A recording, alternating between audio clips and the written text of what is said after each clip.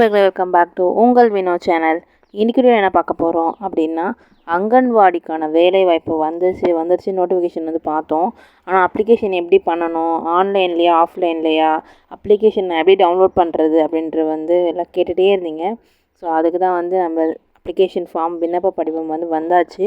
So அதை எப்படி download பண்ணுறது, அதை எப்படி ஃபில் பண்ணுறது அப்படின்ற ஃபுல் டீட்டெயில்ஸ் நம்ம இதில் பார்க்க போகிறோம். ஸ்கிப் பண்ணாமல் கடைசி வரைக்கும் பாருங்கள். அதுக்கு முன்னாடி நம்ம வீடியோ நீங்கள் ஃபர்ஸ்ட் டைம் பார்க்குறீங்க அப்படின்னா மறக்காமல் சப்ஸ்கிரைப் பண்ணிட்டு பக்கத்தில் பெல் பட்டனை கிளிக் பண்ணி வச்சுக்கோங்க. அப்போ தான் நான் போகிற நோட்டிஃபிகேஷனில் காட்டும். ஒரு டவுட்ஸ் எதுனால மறக்காமல் கமெண்டில் சொல்லுங்கள். வாங்க வீடியோக்குள்ளே போகலாம். அங்கன்வாடி பணியாளர்கள் 1 மாதத்திற்குள் நியமிக்க திட்டம் அப்படின்னு சொல்லி நம்ம இந்த நியூஸ் பார்த்துருப்போம். 7900 பணியாளர்களுக்கும் சத்துணவு சமையலர் 8900 பேரும் 1 மாதத்திற்குள் நியமிக்க செய்யப்பட உள்ளனர் அப்படின்னு சொல்லி நம்ம சட்டப்பேரவையில் அமைச்சர் பி கீதா ஜீவன் உறுதிமொழி எடுத்திருந்தாங்க. அதன்படி இந்த அப்ளிகேஷன் ஃபார்ம் இப்போ ரிலீஸ் பண்ணிட்டாங்க. ஸோ அது எப்படி நம்ம ஃபில் பண்ணுறது, அதே மாதிரி எங்கே நம்ம அந்த அப்ளிகேஷன் ஃபார்ம் எதுவுமே கொண்டு கொடுக்கணும் அப்படின்றத பார்க்குறதுக்கு முன்னாடி இந்த அங்கன்வாடி அப்படின்றதுக்கான பேசிக்கான எலிஜிபிள் என்னென்ன அப்படின்றத நம்ம பார்த்துக்கலாம். ஓகேங்களா? ஸோ இந்த வேக்கன்சி எதுக்காக ரிலீஸ் பண்ணியிருக்காங்க அப்படின்னா, ஒர்க்கரு, மினி ஒர்க்கரு, அது மாதிரி ஹெல்ப்பர், அந்த 3 போஸ்டிங்ஸாக ரிலீஸ் பண்ணியிருக்காங்க.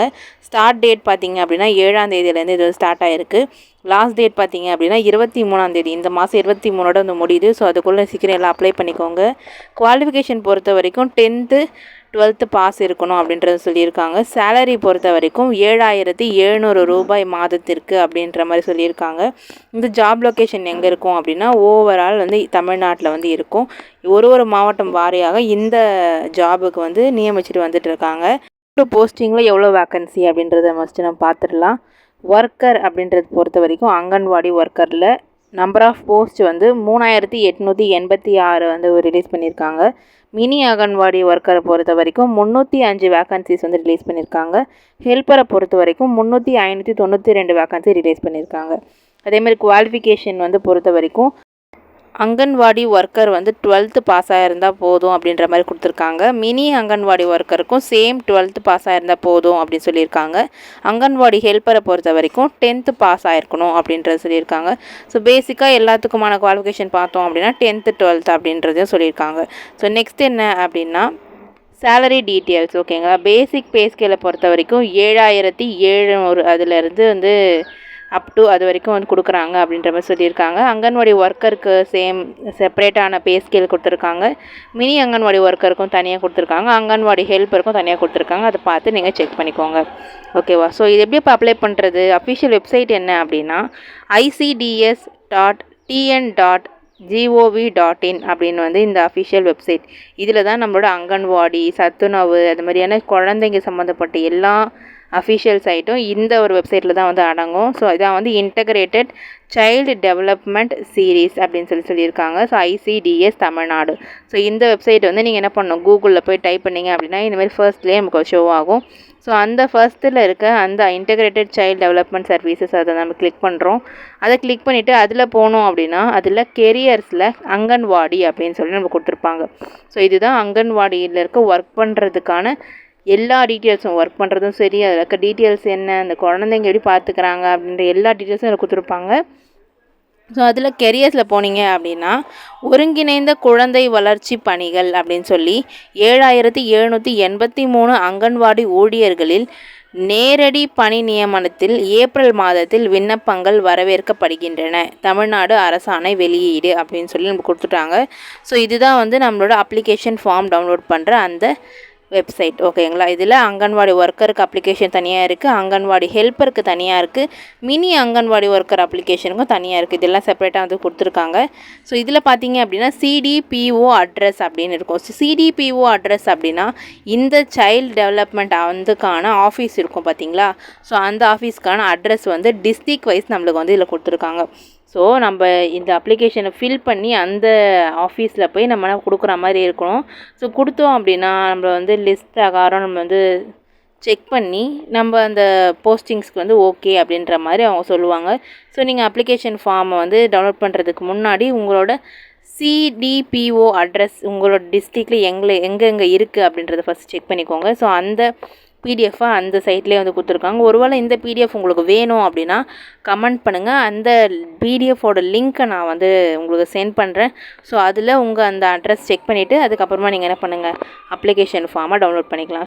இந்த பிடிஎஃப் பார்த்தீங்க அப்படின்னா டிஸ்ட்ரிக்ட் வைஸ் வட்டாரம் முதற்கொண்டு எங்கே வந்து அந்த சிடிபிஏ இருக்குது அப்படின்ற மாதிரி வந்து கொடுத்துருக்காங்க.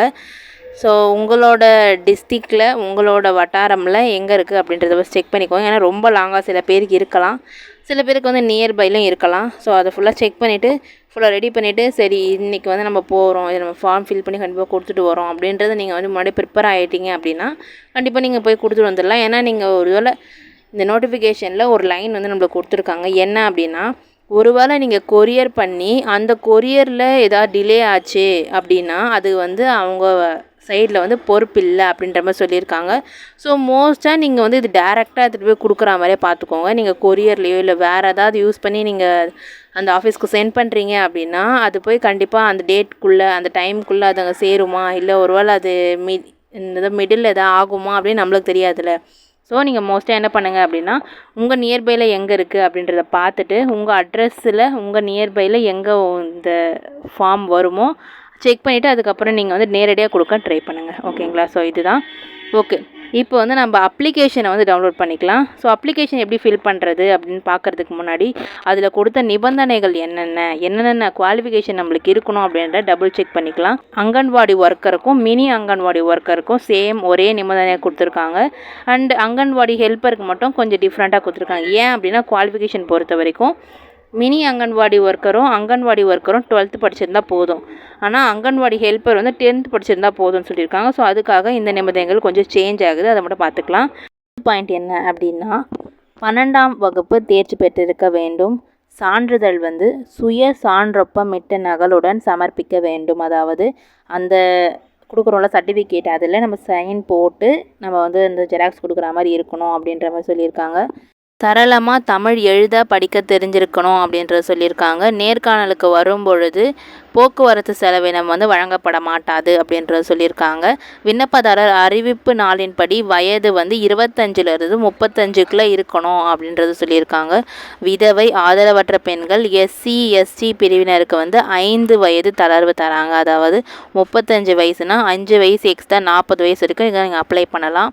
மாற்றுத்திறனாளிகளுக்கு 3 வயசு தளர்வு தராங்க. 38 வயசு வரைக்கும் நீங்கள் அப்ளை பண்ணலாம்.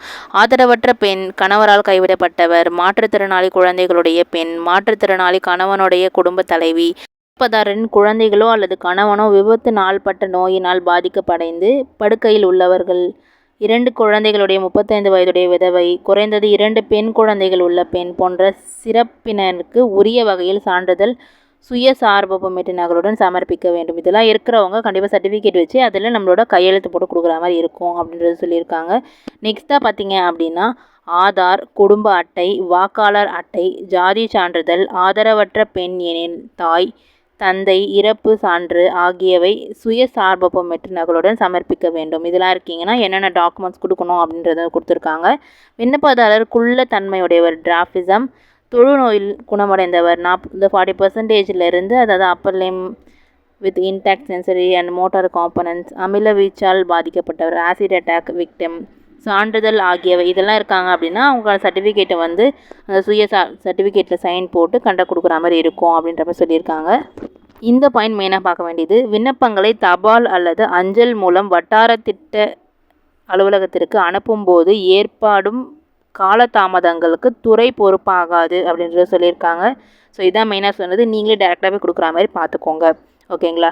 பத்திரிகை செய்தி அறிவிப்பில் குறிப்பிட்ட தேதிக்குள் பின்னர் வட்டார திட்ட அலுவலகத்தில் பெறப்படும் விண்ணப்பங்கள் கட்டாயமாக ஏற்றுக்கொள்ளப்படாது. அந்த டேட்குள்ளே கண்டிப்பாக நீங்கள் வந்து கொடுக்கணும் அப்படின்றத சொல்லியிருக்காங்க. ஸோ இந்த மந்த் அந்த லாஸ்ட் டேட்குள்ளே நீங்கள் கொடுக்குற மாதிரி பார்த்துக்கோங்க. பார்க்க போகிறது வந்து அங்கன்வாடி ஹெல்ப்பருக்கான நிபந்தனைகள். ஓகேங்களா? இதெல்லாம் சேம் அதே மாதிரி தான் இருக்குது. ஆனால் அந்த 10ஆம் வகுப்பு தேர்ச்சி பெற்றிருக்க வேண்டும். அதுலேயும் நம்ம வந்து சர்டிஃபிகேட்டில் சைன் போட்ட மாதிரி இருக்கணும். சேம் தமிழ் வந்து எழுத படிக்க தெரிஞ்சிருக்கணும். நேர்காணல் வரும்பொழுது போக்குவரத்து செலவினம் வழங்கப்படாது.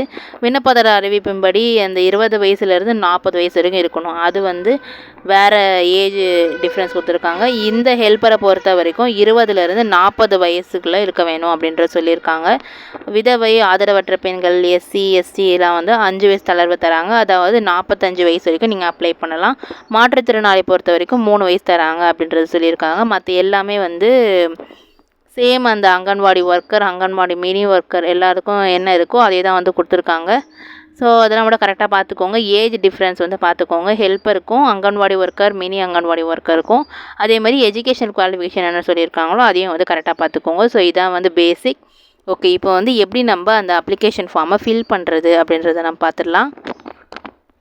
இதுதான் வந்து அங்கன்வாடி ஒர்க்கருக்கான அப்ளிகேஷன் ஃபார்ம். ஓகேங்களா, என்ன அப்படி சொல்கிறீங்க அப்படின்னா 3த்துக்கும் செப்பரேட்டாக தனித்தனி அப்ளிகேஷன் ஃபார்ம் வந்து கொடுத்துருக்காங்க. ஸோ அங்கன்வாடி ஒர்க்கர்னால் தனி, அங்கன்வாடி மினி ஒர்க்கர்னால் தனி, அங்கன்வாடி ஹெல்ப்பர்னால் தனி. ஸோ அதுக்கேற்ற கரெக்டான அப்ளிகேஷன் ஃபார்மை வந்து டவுன்லோட் பண்ணி கரெக்டாக உங்கள் ஃபோட்டோ அதில் ஒட்டிக்கோங்க. அதே மாதிரி மாவட்டம், திட்டம், வட்டாரம் எதுவோ அதை கரெக்டாக வந்து எழுதிக்கோங்க. விண்ணப்பதாரரின் பெயர் என்ன, உங்களோட தகப்பனார் பெயர் அல்லது கணவர் பெயர் நீங்கள் வந்து எழுதுகிற மாதிரி இருக்கும்.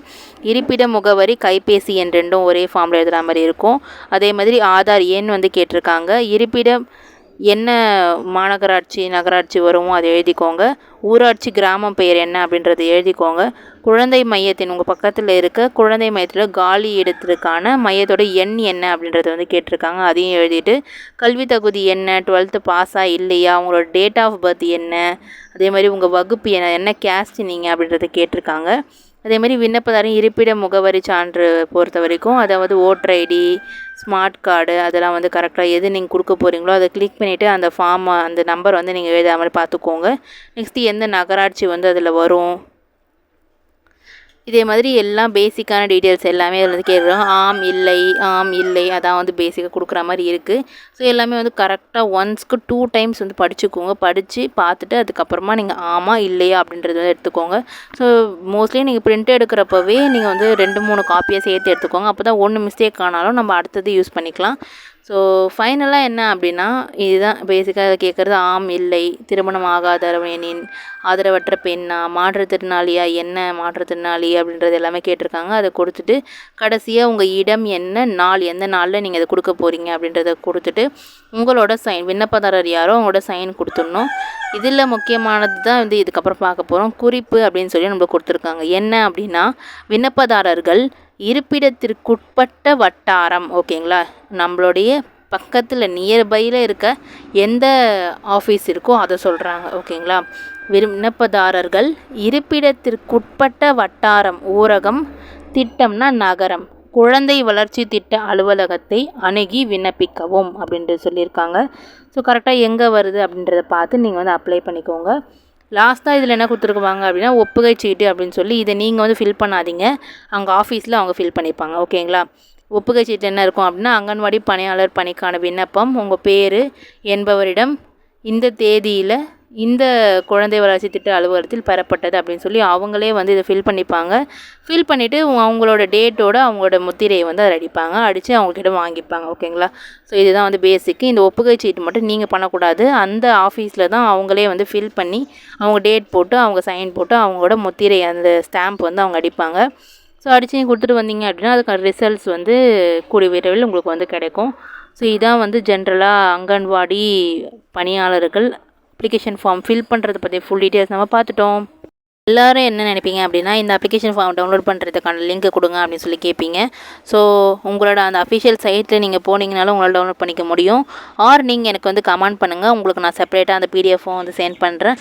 டிஸ்கிரிப்ஷன்லேயும் உங்களுக்கு முடிஞ்ச அளவு நான் வந்து ஆட் பண்ண பார்க்குறேன். ஆர் ஃபஸ்ட்டு கமெண்ட்டில் உங்களுக்கு பென் பண்ணி வைக்கிறேன், அதை யூஸ் பண்ணி நீங்கள் டவுன்லோட் பண்ணிக்கோங்க.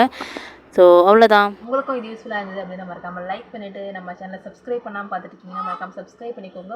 உங்கள் ஃப்ரெண்ட்ஸ் அண்ட் ஃபேமிலிஸ்க்கும் இந்த வீடியோ யூஸ்ஃபுல்லாக இருக்கும் அப்படின்னா மறக்காமல் ஷேர் பண்ணி விடுங்க. நெக்ஸ்ட் ஒரு புதிய சந்திக்கிறேன். அன்டில் தென் பை ஃப்ரம் உங்கள் வினோ.